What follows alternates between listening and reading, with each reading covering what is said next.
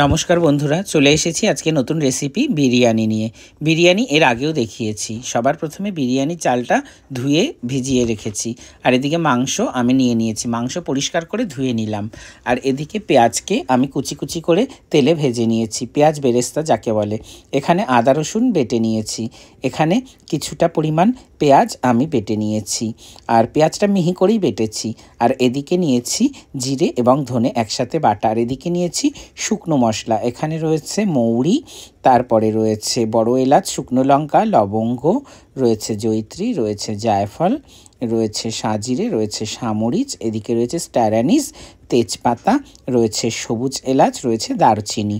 আর এখানে আমি আলুগুলোকে বড় বড় করে কেটে ধুয়ে নিয়েছি। এবারে আমি শুকনো খোলায় সমস্ত শুকনো মশলাগুলোকে দিয়ে দিয়েছি। গোটা শুকনো মশলাগুলোকে আমি শুকনো কড়াইতে ভালো করে ভেজে নিচ্ছি। গ্যাসটা সিম করে একদম জোর কমিয়ে ঢিমে আছে খুব সুন্দর করে শুকনো শুকনো করে ভেজে নিতে হবে। মশলা থেকে সুন্দর গন্ধ নেমেছে, মশলা আমি নামিয়ে রেখেছি। এবারে কড়াইতে তেল দিয়ে দিয়েছি। কড়াইতে তেল দিয়ে আমি সবার প্রথমে আলুগুলোকে দিয়ে দিয়েছি গরম তেলে। আমি আলুগুলোকে একটু ভালো করে ভেজে নিয়েছি। চাইলে তোমরা সেদ্ধও করে নিতে পারো, কিন্তু সেদ্ধ করলে বেশি গলে যায়, তাই আমি আলুগুলোকে ভেজেই নিলাম। আলুগুলো ঠিক এমন লাল লাল করে ভেজে নিয়েছি।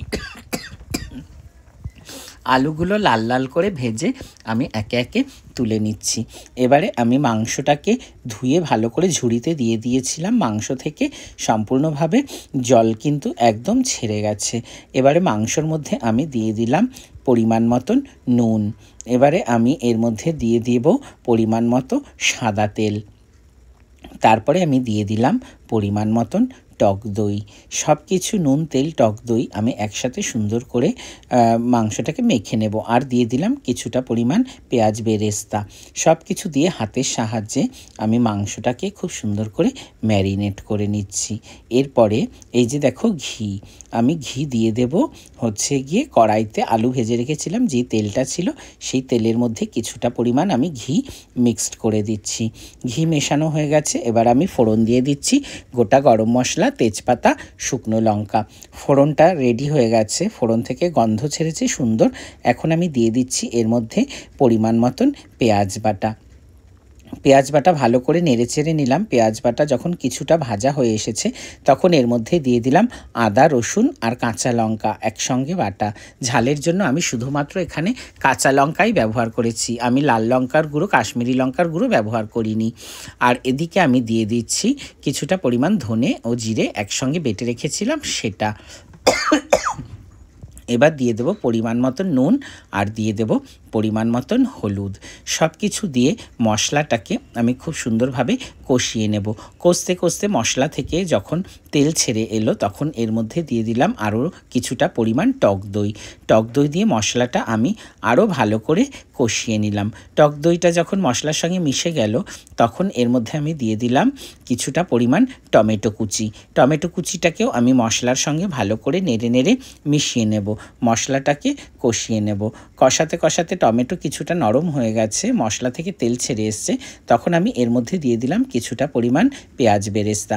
পেঁয়াজ বেরেস্তা দেওয়া হয়ে গেছে। এবারে আমি ম্যারিনেট করে রাখা মাংসটা দিয়ে দিলাম মশলার মধ্যে। মশলার সঙ্গে দই মাখানো মাংসটাকে আমি খুব ভালো করে এবারে কষিয়ে নেব। দেখো কড়াইতে মশলার সঙ্গে মাংস মিশিয়ে দিয়েছি। মাংস মিশিয়ে দেওয়ার পরে মাংসটা আমি কিছুক্ষণ ধরে কষিয়ে নিয়েছি। যখন মাংস অর্ধেক কষানো হয়ে গেছে, তখন আমি দিয়ে দিয়েছি ভেজে রাখা আলু। ভেজে রাখা আলুগুলো ভালো করে মিক্সড করে নিয়েছি।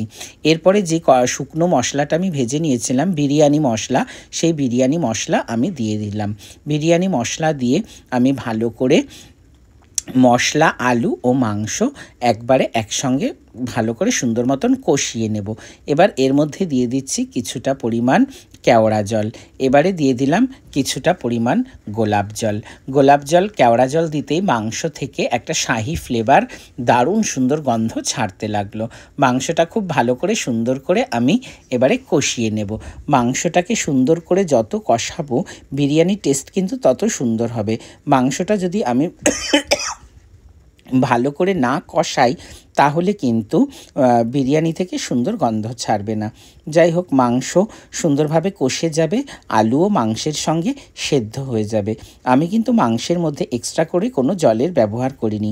মাংসটা মোটামুটি কষানো হয়ে গেছে। এদিকে আমি একটা পাত্রে কিছুটা পরিমাণ দুধ নিয়ে নিয়েছি, 250 গ্রাম মতো দুধ নিয়েছি। দুধটা আমি ভালো করে জাল করে নিয়েছি, দুধটা ফুটে গেছে। এখন আমি এর মধ্যে দিয়ে দিচ্ছি কিছুটা পরিমাণ কেওড়া জল, কিছুটা পরিমাণ দেব গোলাপ জল, কেওড়া জল, ও দিয়ে দিচ্ছি কিছুটা পরিমাণ হচ্ছে গিয়ে এটাকে বলা হয় জাফরান, কেউ বলে কেশর।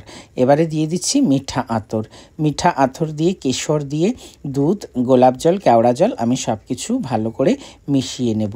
মিশিয়ে আমি এটাকে রেখে দেবো কিছুক্ষণ রেস্টে রেখে দেবো। তাই আমি একটা ঢাকনা দিয়ে এটাকে ঢেকে দিলাম। মাংস রেডি করে নিয়েছি। এবারে ভাতের জন্য আমি মশলা নিয়েছি। বিরিয়ানির মাংসতে যা যা মশলা দিয়েছি ঠিক সেই মশলাগুলো আমি একটা কাপড়ের মধ্যে নিয়েছি। কাপড়ের মধ্যে পুটুলি করে বেঁধে নিয়েছি। এবারে জল বসিয়ে দিয়েছি, জলের মধ্যে দিয়ে দিলাম গোটা গরম মশলা, তেজপাতা দিয়ে দিলাম সেই মশলার পুটুলিটা, আর দিয়ে দিলাম নুন, আর দিয়ে দিলাম পরিমাণ মতন সর্ষের তেল। এবারে সব কিছু দিয়ে আমি একসঙ্গে মিশিয়ে দিচ্ছি খুব ভালোভাবে। এবারে জলটা আমি ফোটার জন্য অপেক্ষা করছিলাম। জল ফুটে গেছে ভালোভাবে। এখন আমি এর মধ্যে দিয়ে দিচ্ছি ভিজিয়ে রাখা চাল। ভিজিয়ে রাখা চালটাকে আমি হাত দিয়েই তুলে দিচ্ছিলাম। এরপরে চাল দিয়ে দেওয়ার পরে আমি দিয়ে দিলাম কিছুটা পরিমাণ লেবুর রস। একটা গোটা লেবু, বড় একটা গোটা লেবু, পুরোটা আমি চেপে রস করে ভাতের মধ্যে দিয়ে দিয়েছি। ভাত ওদিকে হচ্ছে, আর এদিকে যেখানে আমি বিরিয়ানিটাকে দমে বসাবো সেই হাঁড়িটার মধ্যে আমি ভালো করে ঘি মাখিয়ে নিচ্ছি। পুরো হাঁড়িটার মধ্যে আমি হাতের সাহায্যে ঘি মাখিয়ে নিচ্ছি। এ দেখো ভাত প্রায় হয়ে এসেছে। এবারে ভাত আমি উবুর দেব। ভাত 80% হয়ে গেছে। ভাত উবুর দিয়ে আমি ফ্যান ঝরিয়ে নিয়েছি। এবারে যেই হাঁড়িটায় আমি লেয়ার করব সেই হাঁড়িটার মধ্যে ঘি মাখিয়ে রেখেছিলাম, ওই হাঁড়িটার মধ্যে প্রথমে ভাত দিয়ে দিয়েছি, আর ভাতের ওপরে আমি দিয়ে দিয়েছি মাংস। এবারে দিয়ে দিচ্ছি আমি পুদিনা পাতা ও ধনে পাতা একসঙ্গে কুচি করে রেখেছিলাম। এরপরে আমি আবার কিছুটা পরিমাণ ভাত দিয়ে দিচ্ছি। দেখো ভাতটা ঠিক এভাবে লেয়ার করে দিতে হবে। ভাতটা দিয়ে দিয়েছি। এবারে লেয়ারে আমি দিয়ে দিলাম কিছুটা পরিমাণ পেঁয়াজ বেরেস্তা, আর দিয়ে দিলাম কিছুটা পরিমাণ বিরিয়ানি মশলা।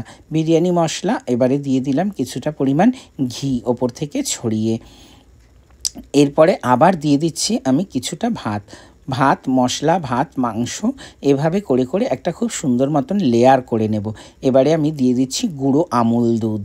একটা লেয়ারে গুঁড়ো আমুল দুধ দিয়ে দিলাম। গুঁড়ো আমুল দুধ দিলে তার টেস্ট কিন্তু খুব ভালো আসে। এবারে আমি দিয়ে দিচ্ছি গ্রেট করে খোয়া ক্ষীর দিলেও কিন্তু বিরিয়ানিতে খুব সুন্দর স্বাদ আসে। এরপরে আবার আমি দিয়ে দিচ্ছি মাংস আর আলু। এরপরে দেখো এভাবে ঠিক আবার দিয়ে দিচ্ছি ওপরে হচ্ছে গিয়ে পুদিনা পাতা, ধনে পাতা। এবারে দিয়ে দিচ্ছি কয়েকটা আলু বোখরা। আলু বোখরাটা অপশনাল, তবে দিলে খুব ভালো টেস্ট হয়। ওপর থেকে আবার ঘি ছড়িয়ে দিলাম, আবার বিরিয়ানি মশলা দিয়ে দিলাম। প্রত্যেকটা লেয়ারে বিভিন্ন রকমভাবে আমি সাজিয়ে দিচ্ছি। মশলা কোনো লেয়ারে দিচ্ছি মশলা, কোনো লেয়ারে দিচ্ছি ঘি, খোয়া ক্ষীর, ভাত, সব কিছু সুন্দর করে এরকমভাবে লেয়ার করে নিতে হবে। তোমার যেরকম ইচ্ছা, মানে সমস্ত টেস্ট যেন প্রত্যেকটা লেয়ারে আসে। এরপরে দেখো গ্রেভি থেকে কিছুটা পরিমাণ তেল তুলে নিয়ে সেই তেলটাকে আমি চারপাশে ছড়িয়ে দিচ্ছি। আবার কিছুটা পরিমাণ ধনেপাতা, পুদিনা পাতা কুচি সেটা দিয়ে দিলাম। এটা হচ্ছে গিয়ে সর্বশেষ লেয়ার। এরপরে আমি বিরিয়ানিটাকে আবার ওপর থেকে ভাত দিয়ে আরও একটা লেয়ার করে দিলাম। মাংস আর আলু সব দিয়ে দিয়েছি। এবারে যতটুকু যা ছিল পাতা, ধনেপাতা আর পুদিনা পাতা সবটা দিয়ে দিয়েছি। পুরো হাঁড়িটা দেখো ভরে গেছে। এবারে আমি ওপর থেকে দিয়ে দিচ্ছি ঘি দিয়ে দিলাম, আরও কয়েকটা আলু বোখরা দিয়ে দিলাম, বাকি ছিল ওই আলু বোখরাটা দিয়ে এবারে হাঁড়িটা ভরে গেছে। এবার ওপর থেকে দিয়ে দিলাম সেই গরম করে রাখা দুধটা। দুধের মধ্যে আমি সব কিছু মিশিয়ে রেখেছিলাম, গোলাপ জল, কেওড়া জল, কেশর ও ও মিঠা আতর সব কিছু দিয়ে দিলাম। এবারে আমি ঢাকনা বন্ধ করে দিলাম। ঢাকনা বন্ধ করে দিয়ে আমি ওপর থেকে একটা ভারী চাপা দিয়ে দেব। কিছুক্ষণ পরে আধ ঘন্টা আমি এটাকে দমে রেখেছিলাম। দেখো এদিকে বিরিয়ানিটা পুরো সুন্দর দম দিয়েছি, পুরো রেডি হয়ে গেছে। এই দেখো ধোয়া উঠছে আর কি সুন্দর হয়েছে, এক একটা লেয়ারে এক এক রকম। বিরিয়ানির কালারটাও খুব সুন্দর এসেছে। এই দেখো বিরিয়ানি, আর দেখবে আলুটা কি সুন্দর সফট হয়ে গেছে। দেখো আলুটা ধরা মাত্র ভেঙে গেল। এবারে বিরিয়ানিটা আমি খাবো, যা দারুণ গন্ধ আর টেস্ট হয়েছিল না, কি বলবো। বিরিয়ানি খেতে তো ভীষণই ভালো লাগে, তবে সবসময় খাওয়া হয় না, মাঝে মাঝে বানাই। তোমরাও আমার মতন বানিয়ে দেখো।